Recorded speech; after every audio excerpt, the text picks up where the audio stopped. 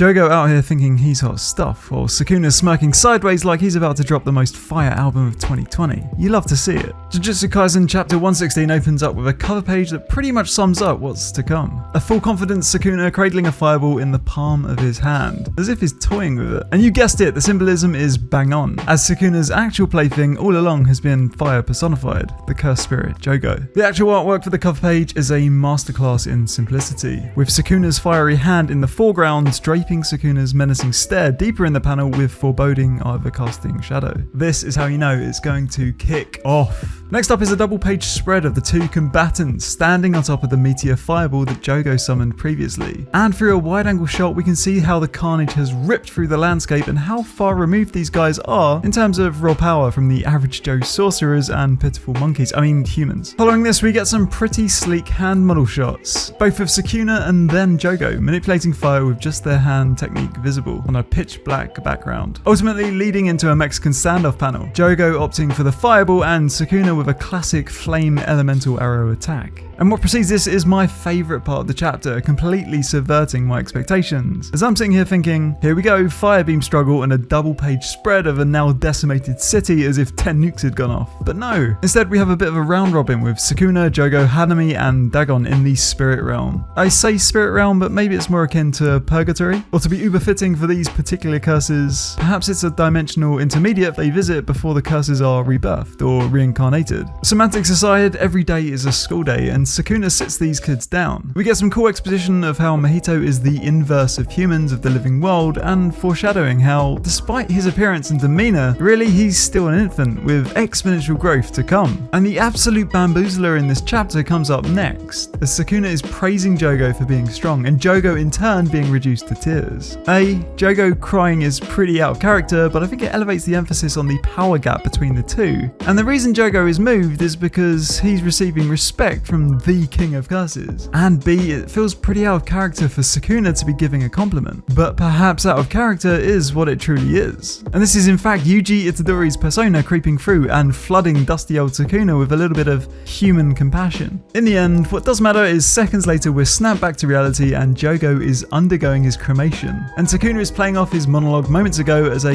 moment of absurdity. That is, until Sukuna's interrupted. Sukuna-sama, I've come to welcome you, long time no see. And this mysterious guy by the name of Ura Ume actually seems to have Sukuna pleasantly surprised. And considering this guy is on one knee and not completely prostrated, I'd like to think this guy is a servant of Sukuna. And considering how high the bar is for Sukuna's tolerance of other curses, we just know this guy is going to be super strong, and that his or her introduction couldn't be at a better time with Jogo, Hanami and Dagon out of the picture. And lastly, as an absolute afterthought or gut-wrenching climax depending on how you look at it, oh hey guys, by the way, Fushiguro is just lying here bleeding out to the creepy sword hand guy. No big deal. This was Anime Fried Chicken, thanks for watching. Let me know what you guys think is going to happen next chapter in the comments below. Is Megumi dead? If he is, at least he died smiling. Comment, like, subscribe, share, hit the bell, and I'll make more stuff like this. I cover Jujutsu Kaisen and Chainsaw Man manga at the weekends and make anime manga discussion videos throughout the week. Thanks for watching and catch me next time. Cheers.